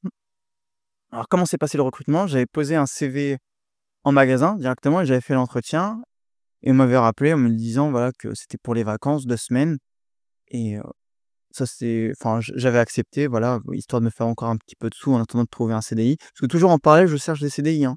Faut savoir que je cherche des CDI et chaque fois soit j'ai des entretiens, soit j'ai pas de réponse, soit j'ai des refus. Ce qui m'a plu au début dans cette entreprise, c'est que l'équipe, elle était assez jeune. Il y avait beaucoup d'étudiants, de jeunes chercheurs d'emploi Il y avait beaucoup d'entente, pas mal d'attentes entre les conseillers avec certains managers, mais c'était cool dans l'ensemble, en tout cas l'interaction avec les gens, c'était cool. Quand je suis venu pour mon premier jour, bah, il y a eu la formation classique sur le fonctionnement des différentes attractions qui s'est faite en une journée. Après voilà, il y a le petit rythme de croisière qui s'installe, les petites vérifications, les clients qui viennent et voilà les journées, avancent et on fait toujours le même travail, mais on apprend un petit peu de jour en jour. Mais oui, c'était assez cool dans l'ensemble, voilà et à part quelques clients, voilà, qui sont un peu, spéciaux. Ouais, c'est comme ça qu'on parle en français, c'est spéciaux, des clients spéciaux. Mais sinon, ça s'est bien passé, mais il y a eu quand même quelques dramas, hormis les clients fous parce que alors vraiment, je le dirai à la fin, mais comment je vois maintenant les clients ou comment je me comporte maintenant quand j'arrive dans un magasin, je vous l'expliquerai en fin de podcast, mais vous allez voir, ça va être marrant, mais j'ai un avis assez tranché sur la question. Mais comme je disais, ouais, il y a eu quelques dramas dans cette entreprise, dans ce CDD-là. Alors le premier, à savoir que cette entreprise, le lieu, il est ouvert sur une grosse période horaire. Il est ouvert de 10 heures jusqu'à 23 heures, minuit, ça dépend, donc ça nous oblige un peu à faire des horaires décalés. Mais il se trouve que la nuit, bah, il y a que les conseillers, il y a pas de dame de ménage non plus et donc des fois, on se retrouve à faire, les toilettes, le soir, on comprend pas trop, l'intérêt parce que voilà, si elles sont propres et que les dames de ménage arrivent à 6 heures du matin, pourquoi les refaire derrière? Bref. Mais donc, un conseiller un jour, bah, il a pas voulu les faire. On était tous les 2 la nuit, et il a dit au manager, bah, qu'il voulait pas les faire.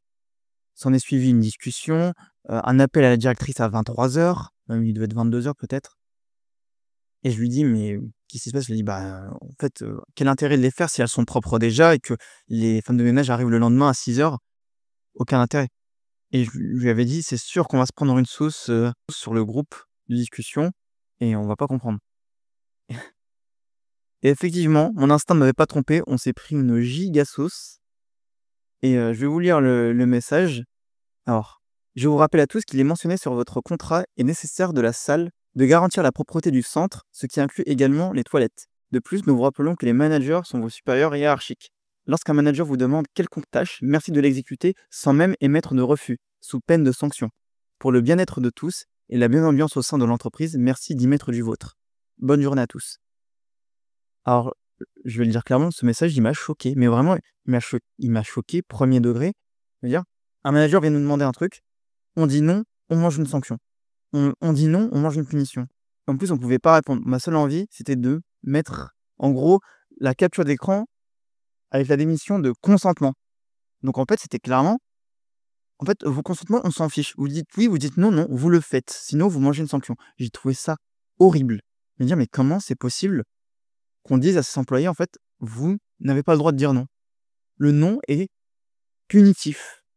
C'est une folie de faire ça. Et si une entreprise vous dit ça, mais c'est une folie de faire ça. Vraiment. Genre, demander à ses employés de mettre de côté leur consentement, mais c'est horrible. C'est déshumanisant de fou. Et même, c'est pas légal. C'est pas légal. Ça veut dire qu'en fait, on peut pas se retirer, on peut pas dire non. On a le droit juste de dire oui. Ça s'appelle bonjour, bienvenue dans l'esclavagisme moderne. Je vais vous faire un petit tuto. En fait, l'esclavage, il a été aboli. Et en fait, c'est peut-être pour ça qu'on a des lois et qu'on a un contrat de travail. En fait, c'est peut-être, il y a des règles en fait à respecter. Et en fait, dire non, ça marche pas. C'est déshumanisant de fou. Et même, voilà, les règles, elles sont faites pour être respectées. Même, il y a un droit du travail. Il y a un droit du travail, il y a un droit de retrait. On ne peut pas obliger à ses employés à tout faire et surtout à faire ce qu'on veut. C'est pas légal. Donc ça, déjà, si vous voyez ça, fuyez. Red flag de fou. Deuxième anecdote sur cette entreprise, bah, on avait interdiction de faire venir nos amis sur le lieu de travail. Parce qu'une fois, des amis de prépa sont venus me voir. J'étais en pause et ils étaient venus me rendre visite pendant ma pause. On s'était vu les 20 dernières minutes ou les 10 dernières minutes avant ma pause dans le centre, mais j'étais encore en pause donc je travaillais pas et à ce moment-là, bah, vient, le moment de rebadger et de reprendre le boulot. Ils sont là, ils me parlent mais ils me dérangent pas non plus dans mon travail. Ils avaient même consommé sur place et une manager me voit leur parler et me demande: «Est-ce que c'est tes amis?» Je lui réponds que oui, c'est mes amis. Elle me dit: Tu leur demanderas de dégager, s'il te plaît?» En mode: comment ça dégager? Je comprends pas. Enfin, ils sont là, ils consomment, ils me parlent, ils me demandent des choses sur la salle. Il dit: «Oui, oui, mais ça fait 20 minutes là, donc tu leur demandes de dégager?» Je suis en mode: «Mais bah non!»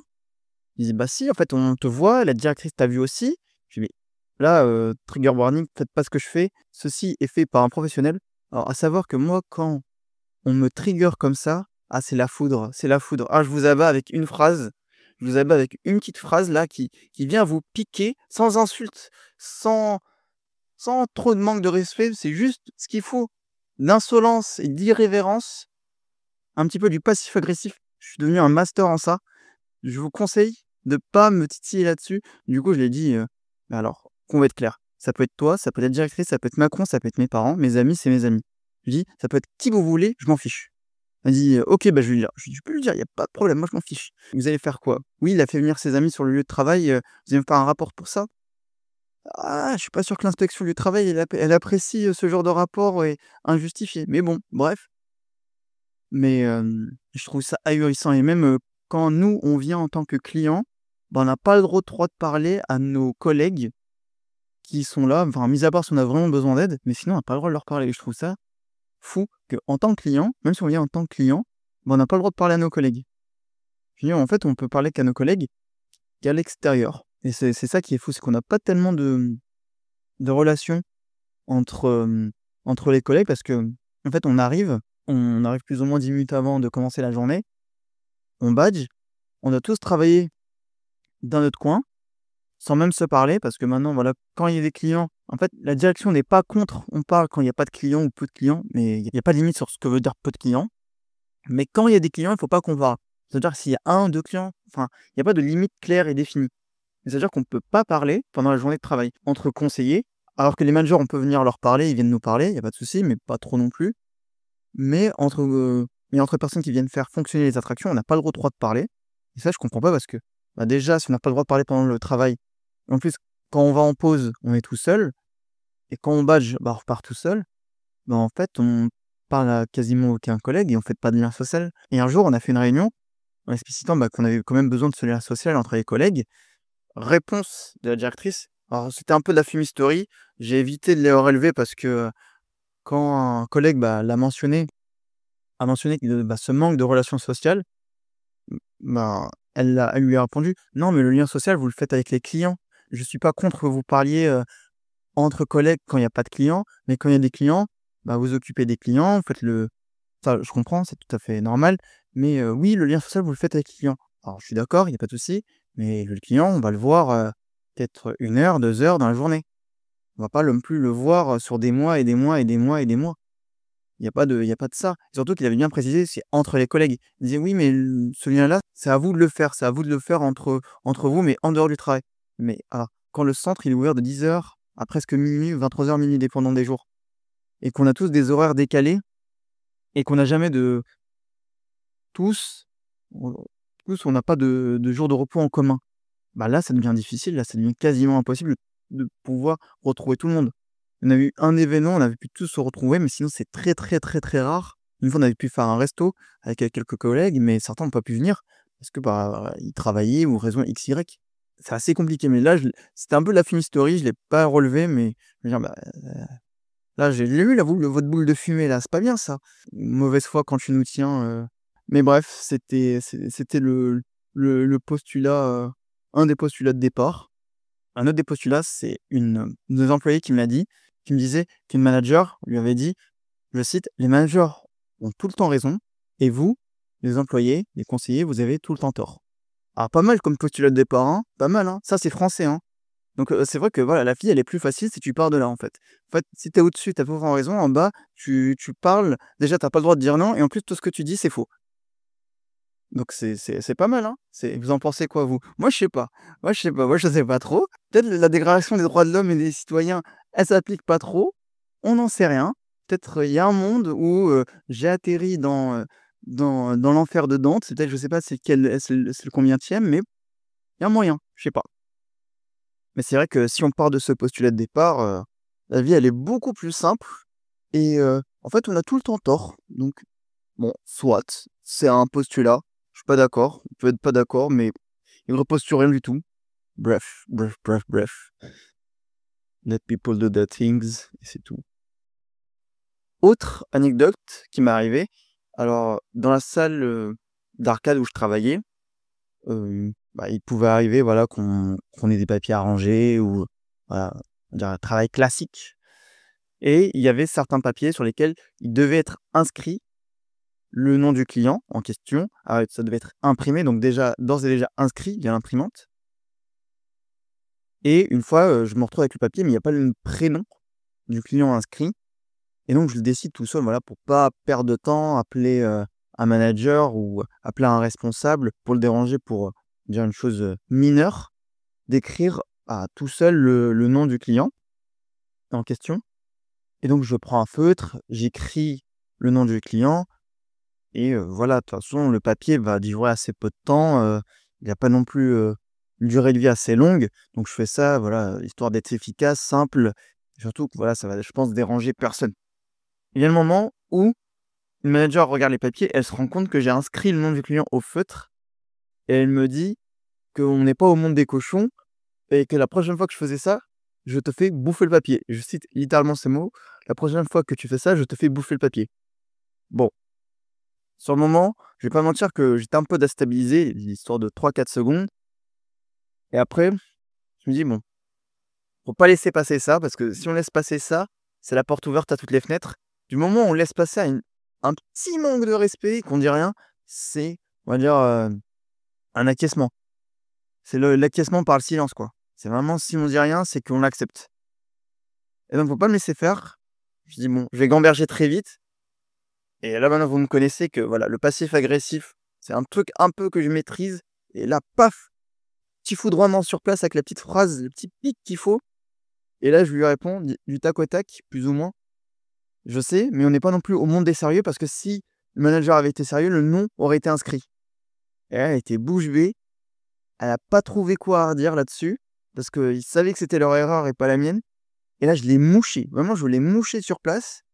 Elle revient quelques instants plus tard, elle me dit: «Oui, pour la prochaine fois, ce serait cool, voilà, s'il y a un nom qui manque, de le mettre, directement ou de nous appeler. Comme ça, voilà, on évite que cette erreur se reproduise». Mais là, voilà, beaucoup plus calme, moins agressive. Donc hop là, du moment où vous sentez que les limites sont passées, ben, c'est comme, pour certaines personnes, il y a que la punition ou le petit, tapotage sur les doigts, petit coup sur les doigts qui marche, donc voilà, vous laissez pas faire et posez vos limites et un des trucs qui m'a le plus, on va dire, pas dérangé, un peu surpris et étonné, c'est le gros turnover. Alors j'explique ce que c'est que le turnover pour, ceux qui ne le savent pas. C'est le phénomène, c'est la capacité d'une entreprise à renouveler son personnel avec une certaine fréquence. Plus elle change de personnel, plus il y a de nouveaux entrants et de personnes qui partent, plus le turnover est important. Et là, en l'espace de 4 mois, j'ai dû voir à peu près entre 10 et 12 départs, ce qui est quand même pas mal en 4 mois. C'est-à-dire à peu près 3 personnes par mois qui partent et après voilà, il y en a quelques-uns qui arrivent, mais on était toujours plus ou moins en sous-effectif. Mais voilà, c'est que s'il y a un gros turnover, c'est qu'il y a forcément des raisons derrière. Alors, ça peut être aussi, dû aux employés qui trouvent de meilleures opportunités, mais ça peut être aussi dû aux conditions d'emploi, aux conditions de travail qui sont trop dures, qui sont pas adaptées ou dans lesquelles les gens ne se reconnaissent pas forcément ou, n'arrivent pas à tenir la cadence. Donc ça peut être, tout un mélange de ça, c'est plurifactoriel. Mais quand il y a un gros turnover, toujours se poser la question de pourquoi il y a du gros turnover. Qu'est-ce qui implique? Est-ce qu'on ferait bien de rester? Si oui, pourquoi? Sinon pourquoi s'en aller? Là, je sais ce que vous vous dites. Vous vous dites: «Mais pourquoi tu restes là et pourquoi tu changes pas d'emploi?» Alors, je vais vous le dire, je reste là parce que, pour moi, c'est assez compliqué de trouver un CDD et là, ça on aborde un peu la partie un peu émotion, parce qu'en fait, je me retrouve sur une brèche, mais une brèche, on va dire, c'est, c'est minime comme brèche. Enfin, ça concerne un nombre très petit de personnes, dans le sens où je suis sous-qualifié pour un poste d'ingénieur junior en CDI. Donc à chaque fois, on me dit que je manque d'expérience, que j'ai pas le bon profil, qu'il me manque des lignes sur mon CV ou X ou Y raison. Donc, en gros, pour faire ingénieur junior, je suis sous-qualifié. Mais quand j'essaie de prétendre à certaines autres entreprises pour des petits CDD, bah, vendeur en boulangerie, caissier ou quoi que ce soit d'autre, juste pour un petit peu gagner ma croûte et là, on me dit que je suis surqualifié et vraiment, ça m'est vraiment arrivé. J'arrive à un entretien, d'embauche pour un CDD où je devais juste, voilà, prendre des cartons, les poser et les ouvrir et vider les cartons et c'était un job en CDD. À la suite, il est passé en CDI, mais j'avais quand même demandé, voilà, d'avoir le CDD avant et on m'a dit qu'on ne pouvait pas me prendre parce que j'étais surqualifié pour le poste et là, c'est un peu compliqué de se dire: «Bon, en fait, je peux pas avoir de CDI parce que je suis sous-qualifié, je peux pas avoir de CDD parce que je suis surqualifié et donc le choix, il est restreint, il est vachement, vachement restreint et donc j'ai de très faibles chances à chaque fois de décrocher un poste. C'est vraiment c'est un calvaire de se dire à chaque fois, bah, il va y avoir une raison X ou Y, surqualifié, sous-qualifié et le métier où je suis qualifié, bah, je sais pas en fait ce que ça veut dire être qualifié. Enfin, c'est étrange, c'est vraiment étrange et tous les gens, avec lesquels, j'ai travaillé lors de mes CDD me disent: «Pourquoi tu es là?» Ah ben, j'ai envie de leur dire: «Si je savais, je serais pas là. Si je sa si je savais pourquoi je fais un job qui correspond pas à mon CV, bah, je serais pas là devant vous en train de travailler, en train de faire le même travail que vous». Enfin, je dénigre pas leur poste, mais en fait, j'arrive pas à trouver de raisons pour lesquelles, on m'embauche pas clairement pour mes compétences d'ingénieur. C'est extrêmement compliqué, extrêmement dur pour moi de trouver les raisons parce qu'à chaque fois, ben, on se dit: «Bon, c'est peut-être mes compétences, c'est peut-être ma photo, c'est peut-être ça qui leur plaît pas» et après du coup, après un certain nombre de refus, des refus qui s'accumulent, ben, on perd un peu confiance en soi. Vraiment parce qu'on se dit: «Bon», on se dévalue, on a un petit syndrome de l'imposteur qui dit: «Bon, est-ce que je mérite vraiment mon titre d'ingénieur? Est-ce que vraiment je suis fait vraiment pour être ingénieur? Est-ce que vraiment il y a une entreprise? Est-ce que je ferais pas mieux de trouver quelque chose ailleurs?»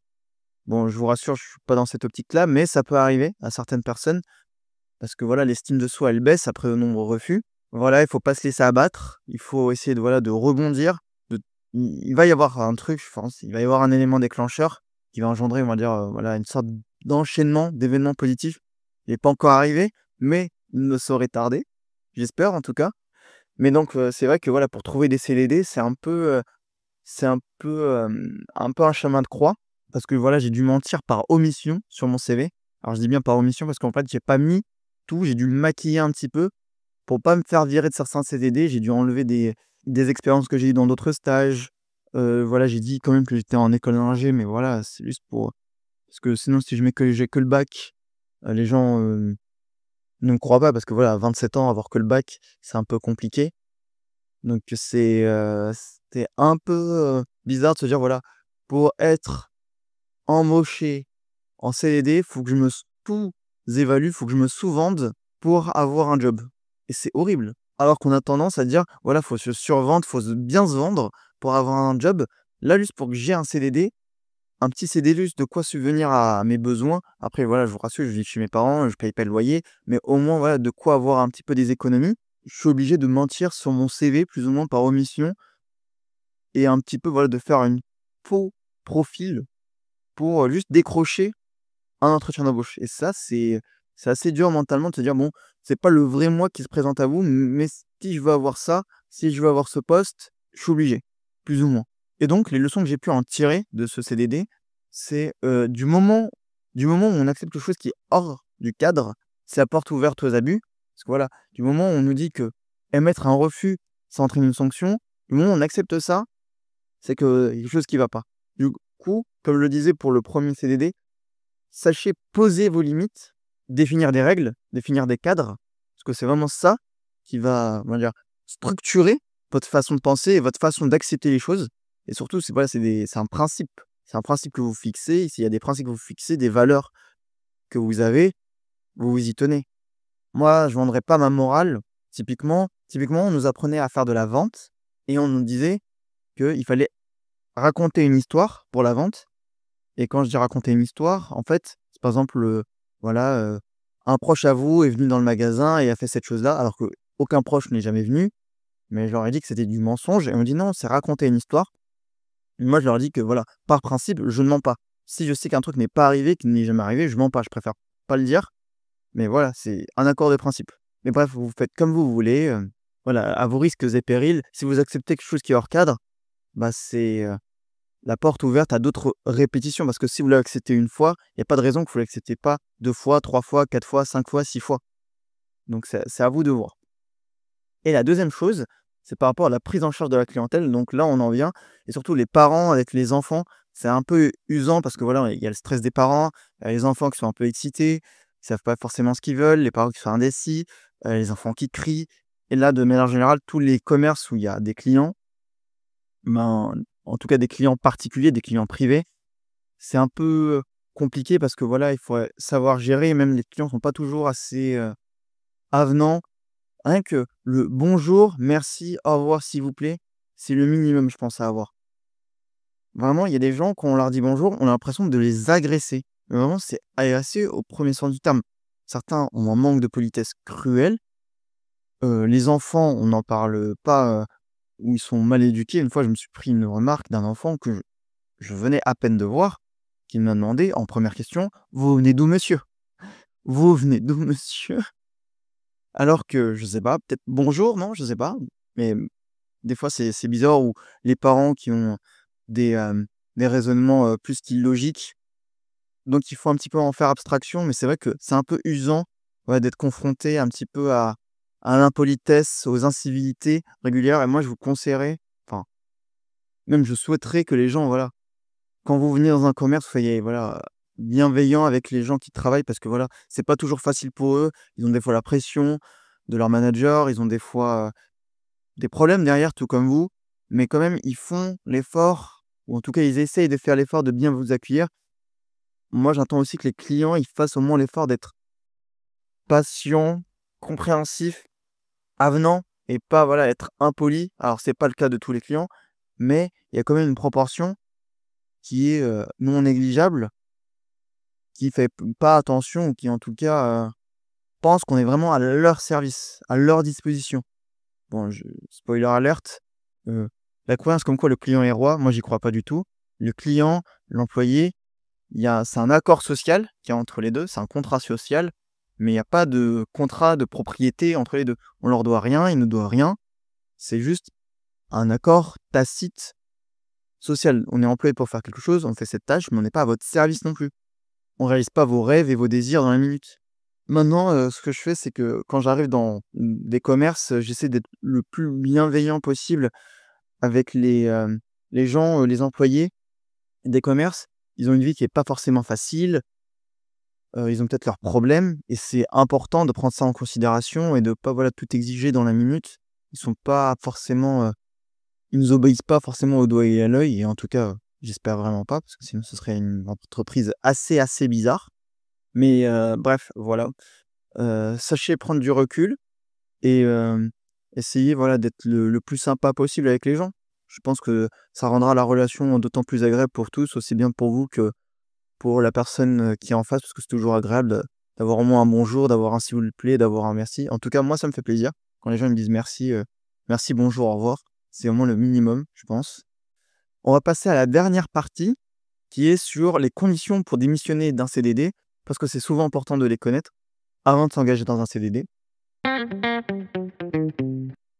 Alors, en France, pour démissionner d'un CDD, contrairement au salarié qui est en CDI, le salarié qui est en CDD ne peut pas démissionner librement. Il y a certaines conditions à bien respecter qui permettent de rompre le CDD de manière anticipée. Alors, il y en a 4. La première, c'est l'accord entre les 2 parties. Donc, si l'employeur ou le salarié peuvent convenir d'un accord commun pour mettre fin au CDD, c'est bon. L'accord, il doit juste être formalisé par écrit et c'est bon. Deuxième possibilité pour mettre fin au CDD, c'est faute grave ou faute lourde de l'employeur. Donc, si l'employeur commet une faute grave, par exemple, soit du harcèlement, un non-paiement de salaire ou des conditions de travail dangereuses, le salarié peut demander la résiliation judiciaire du contrat. Donc, c'est cette possibilité. Après, il peut y avoir aussi une faute grave de la part de l'employé. Si l'employé commet une faute grave, bah, l'employeur peut décider de le virer aussi et de mettre fin à son contrat.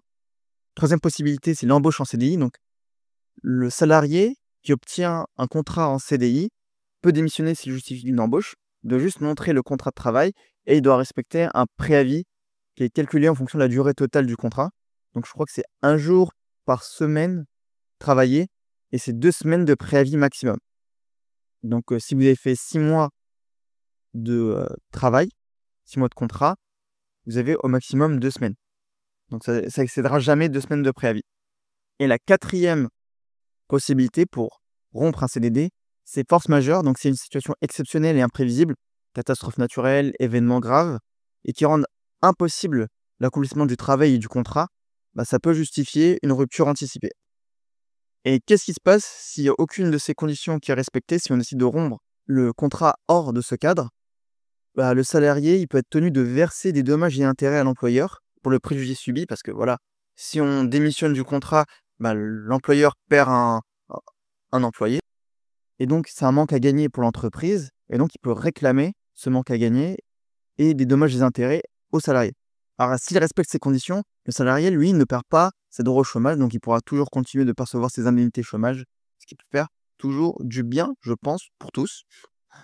Donc il ne faut pas hésiter à consulter votre convention collective qui est applicable, voilà, à chacun des secteurs, et après il y a des fois des raisons spécifiques, mais il faut bien la consulter. C'est vraiment important parce que c'est une mine d'informations, donc autant pour l'employeur que pour l'employé, pour se protéger, parce que voilà, il y a toujours des droits, et dans la convention collective, il y a plein de droits qui sont détaillés, auxquels vous avez droit, auxquels vous prétendez, et donc c'est important de les connaître pour se prémunir de potentiels abus.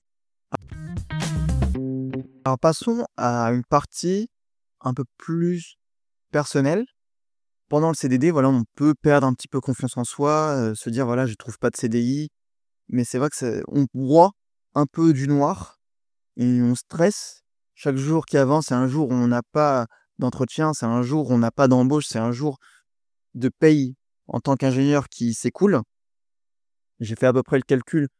Là, je suis à payer au SMIC, et un ingénieur, à peu près de ma catégorie, devrait être payé entre 2002 et 2 400 € net. Donc, je perds entre 800 et 1 000 € net par mois.